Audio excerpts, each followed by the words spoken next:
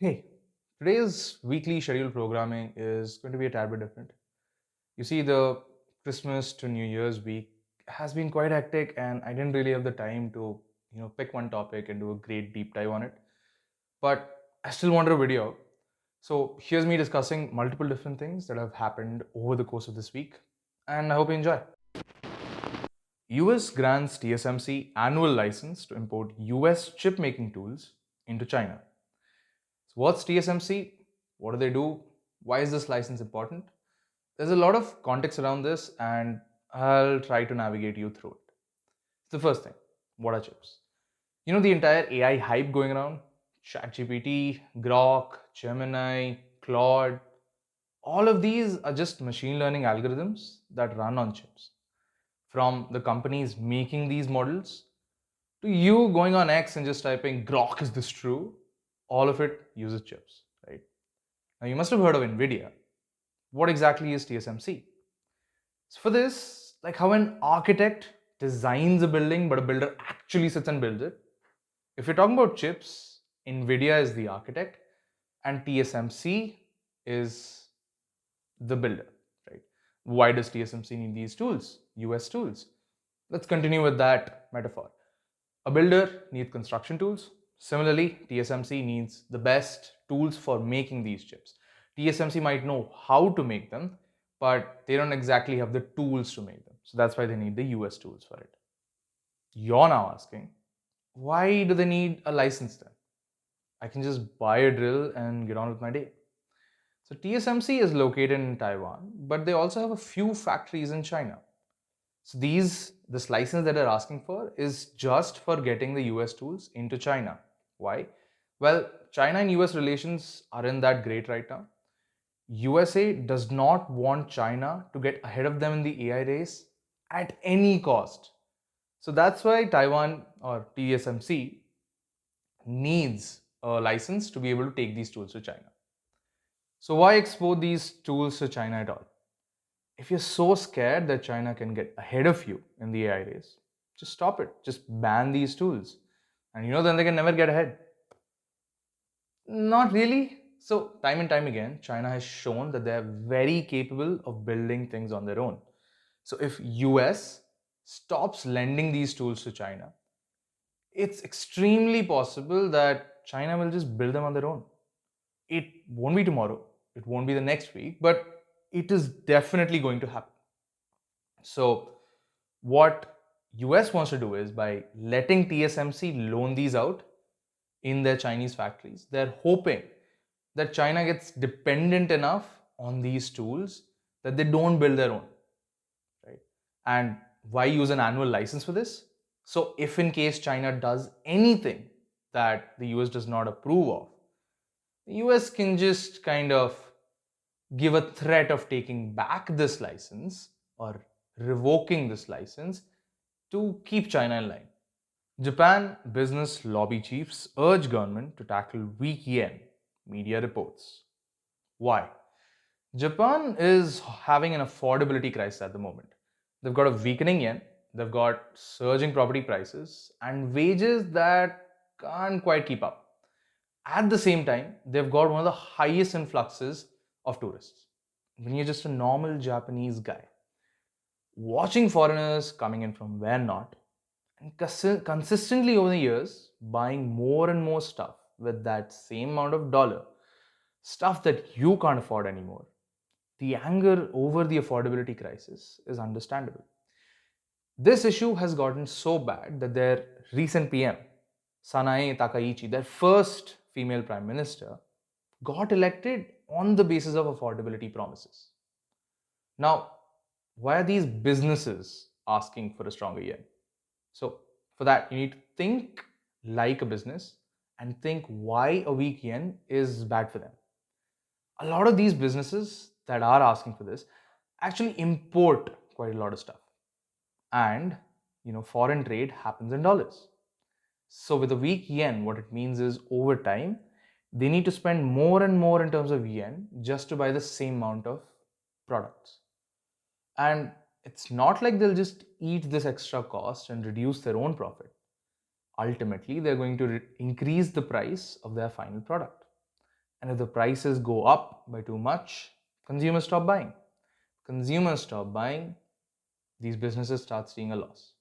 So this entire urging the government to make the yen stronger is not some national sentiment kind of a thing. It's really just for lining their own pockets. China imposes curbs on beef imports to protect domestic industry. Why are they doing this? Why is the Chinese domestic beef industry in a decline? First, the Chinese beef industry is quite fragmented. Unlike Brazil or Argentina, who have huge farms and an insane amount of cows, Chinese farms are quite small. Since they're quite small, they need to import grain to feed their cows. But it's not like they can import it in bulk because, with the small farms come a small amount of cows. They have only like 10 to 50 cows per farm. So, with the smaller farms and small amount of imports, it's almost like these farmers have to pay retail prices to raise their cows. And at this point, I have not yet added the cost of vet care, labor, and housing. So, what this means is that the operating costs of raising a cow for beef in China is too high, and that typically means that the final beef product is also going to cost quite a lot. Second thing, recently there was a great downturn in the dairy market in China. So that meant that a lot of the dairy farmers had to cull their cows and sell them as beef for cheap. This sudden influx of cheap beef meant that the actual beef farmers had to lower their own prices and ultimately sell their goods at a loss. And again, the consumers now are quite price sensitive. Instead of going for beef, many prefer to go for cheaper alternatives like poultry or pork. And if someone does go for beef, they again go for the cheapest option, which are usually the frozen imports. So if imports are what are killing your business, why don't you start exporting your own Chinese beef? Well, that's because we still haven't solved the problem of the high operating cost. If China was to export its beef to other countries, it would have to charge at least two times its competitors. And it's also not like Chinese beef is highly valued in the consumer's mind like, a Japanese Wagyu is or a South Korean Hanwoo is. China also suffers from quite a lot of food safety scandals and outbreaks of foot and mouth disease. Also, none of them actually know how to navigate the foreign export market. China does have a lot of farmer cooperatives, but these are mainly directed towards, getting them grain and helping these farmers sell their products in local supermarkets. They're not really geared up to navigate the open waters of international shipping. All in all, China wants to be self-sufficient. So by adding extra tariffs on countries that, you know, exceed the quota of the amount of beef they're selling in China, they're trying to make it look like the domestic beef is more economical than these frozen products. Let's come to some mergers and acquisition talks. Warner Bros. Likely to reject Paramount's latest hostile bid, source says. The entertainment industry has been in a massive tug of war since late last year. But let's have a look at the actual timeline of the entire thing. So, July 2025, Warner Brothers Discovery CEO David Zaslav announces a corporate restructure into two distinct divisions: the streaming and studios, your Harry Potter, Game of Thrones, DCEU, and the global linear networks, the Discovery Channel part, or the cable business. During this time, Paramount was also trying to merge with WBD, but Zaslav denied all those talks, saying that he wants to focus completely on dividing up WBD. Now, October 2025, Paramount Skydance puts up an unsolicited bid of $20 per share. WBD rejects it immediately and calls it as Paramount undervaluing their company. Before this, Zaslav had outright denied any talks of a buyout. But right after this, WBD admits that, yeah, we're looking at some other options too. November 2025. Netflix, Paramount, Skydance, and Comcast, they all submit their bids for WBD. And till now, everything has been slow paced, everything has been taking multiple months. But December is really when everything kicks up into high gear. So, December 5, 2025, Netflix and WBD announce a confirmed deal. Netflix only wants to acquire the film studio and the streaming assets, the gold part of WBD, for a whopping $82.7 billion. The only wrinkle being that WBD first needs to spin off their Discovery Channel, their cable business entirely. In fact, Netflix was so confident that they'll get WBD, they even said that if in case anything happens that breaks this deal, if the FTC does not pass this deal, they'll pay WBD $5.8 billion just for going through the hassle of this merger. Instantly, the declaration of this merger causes huge backlash among theater owners, directors, and plain old cinephiles. You see, Netflix is a streaming giant. They're not a theater giant. They barely ever release anything in theaters. Maybe like an episode or a final episode of a season or something. And all of these people, the cinephiles, the directors, were worried that if this deal goes through, Netflix will have the assets of WBD, but they'll only release them on streaming and they'll basically kill the theater industry. And this is a valid concern. And if you see it from a consumer side, also, it doesn't sound like a great deal for you. See, right now on streaming, who are the big four? We've got Netflix, we've got Disney, we've got HBO, and we've got Prime. If Netflix and HBO combine, Netflix will become even bigger, their competition will decrease, they'll get a huge library, and they can upcharge how much ever they want. So it's bad for you as a consumer too. And who's there to stop this giant from becoming an unstoppable force? Yes, it's Paramount Skydance. December 8, 2025. Paramount launches a hostile all cash bid for all of WBD, the streaming, the studios, and the cable networks. They go to the shareholders and tell them, if you sell your shares to me, I'll give you $30 per share.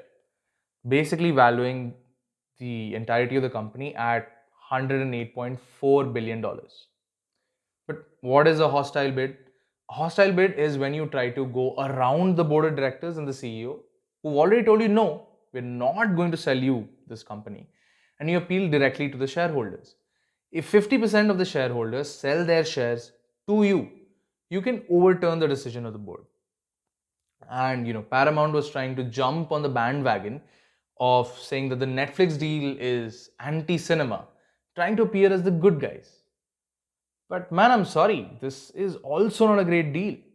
And to understand why, you first need to look at the value of Paramount Skydance. It's worth $14.1 billion. Wait, if they're worth 14.1 and they need around 50% of the shares of WBD, they're valuing at 108, so 50% would be like, what, 54? 54 is still around 4 times what all of Paramount is worth. So, wait, how exactly are they getting this money? Yeah, they're not putting up their own money, they're actually getting funded by multiple different places. First one is the Ellison Family Trust Fund. And David Ellison, who's the CEO of Paramount, is actually the son of Larry Ellison, who's a co founder of Oracle and also a great friend of Trump. There's also a Redbird Capital Partners, it's another private equity firm. There's Affinity Partners, it's a firm owned by Kushner and backed by the Saudi Public Investment Fund and Qatar Investment Authority, which are like two major sovereign wealth funds in the Middle East. And the remaining part of things is Bank of America, Citi, and Apollo Global Management. But can you see which one of these is a concerning group? Oh, yeah, it's Affinity Partners. But why exactly? Two main reasons. First one, Affinity Partners is owned by Jared Kushner, the son in law of Trump, and randomly, out of nowhere, Trump, who has never intervened before in other mergers, suddenly says that, yeah, I'll need to look at this Netflix and WBD deal. There's also other theories. For example, WBD also owns CNN, and CNN is a news platform that Trump has been in feuds with quite many times. So if Trump has his friends own CNN, he can quite easily mold this news platform into a friendlier and into a more right-leaning platform. But the second issue is one that's more of a national security issue. You see, Kushner's fund is heavily backed by the Saudi Public Investment Fund. The Saudi have been known for sports washing themselves and whitewashing themselves to appear much better in the international scene. Even without voting rights, a $24 billion commitment would give this foreign government enough soft power over how their country is portrayed in American movies, news, and documentaries. In fact, the acquisition of CNN itself is quite a big deal. You see, Saudi has been known to have quite aggressive responses towards journalists. And with a Saudi owner, there is a valid fear that this news platform would never be able to have an investigative reporting done on the Middle East or any of the human right abuses going on in the Middle East. December 22, 2025. To curb the above national security concerns, Affinity Partners backs down. And instead, Larry Ellison steps up. He gives a Larry Ellison guarantee of $40 billion in equity financing to back his son David's bid. You see, there is a current deadlock going around right now, and it will only be broken in like mid January 2026, where all of the WBD board will decide if they want to move forward with the Netflix deal or a much more hostile Paramount deal. And that's it. And now for a final piece. Since we're already talking about mergers and acquisitions, let's talk a little bit about the acquisition of Groq by Nvidia. And no, I am not talking about that Groq. This is a Groq with a Q. So what are these two and what is going on? From our first story, you already know that Nvidia designs and sells GPUs to AI companies. Groq also does something similar, except what they're designing and selling are called LPUs, language processing units. Now, I don't want to get into the technical differences between these two, but what I can tell you is that LPUs are specially made for LLMs. Like, they have zero delay, so they're much, much faster than GPUs. Nvidia, being a really smart company, decided that why spend so much time and money in making our own LPUs? Why don't we just acquire our competition? Well, not acquire, acquihire. Huh? Dude, Dum you're just making up words now. Bro, shut up, shut up, shut up. All words are made up. But no, I didn't make this one up. An acquihire is when you don't buy out an entire company. I know that sounds a bit confusing, but like how Netflix is trying and picking the meat from the bones from Warner Brothers, right? They only want the streaming part. They don't really want the cable part. In an acquihire, you as a company can decide that, okay, I only want this employee, this employee, this employee. I don't want any of the other employees. And I'll only take these employees. And then what I'll do is I'll pay a huge amount for a forever lasting license to use all of this smaller company's products and patents. I'm effectively buying out the company. The bought out company will still exist as an independent company, but it won't have any of its most important stuff because I bought them out. But why do this? Why not just do what normally happens? Why not just propose an amount and buy out the entire company? You see, all of this hodgepodge is being done to avoid antitrust regulators. If you're trying to buy a company, like let's say you're a big company and you're trying to buy another company in the same market as you, what you'll end up being viewed as is a monopoly. And no one likes a monopoly. It reduces competition and leaves all the power in this monopoly's hand. And generally, these antitrust regulators stop these mergers. They'll stop these acquisitions. But if you go for an acquihire, these regulators don't get involved at all. Don't ask me why, I'm just assuming that there's no law on it right now. But personally, I think this is an extremely scummy behavior. This dead zombie company calls itself independent, but after all, it won't last for long but because it has lost all of its most important employees. And regardless of how anyone frames it, this is the same as you becoming a monopoly. Nvidia is not the only one doing it. In fact, they're not even the first one doing it. We had Microsoft hiring the founders and staff of Inflection AI. Amazon did the same with Adept AI, and recently Meta did it with Scale AI. Monopolies are extremely bad for the consumer. If you have a monopoly, they can charge whatever they want, they can reduce the quality of the product whenever they want. Without competition, a service will never improve because what is the incentive? If I, as a consumer, never have a choice to tell a company to piss off, that I'm going to go with another option, the service will never improve. So this new Acquihire thing that they're all doing to skirt the law, I just personally think it's extremely scummy. And guys, that's all I have for you today. Hopefully you like this new style of coverage. But do let me know in the comments if you like this faster paced coverage of multiple different topics, or if you like the deep dive into one single topic. Bye bye.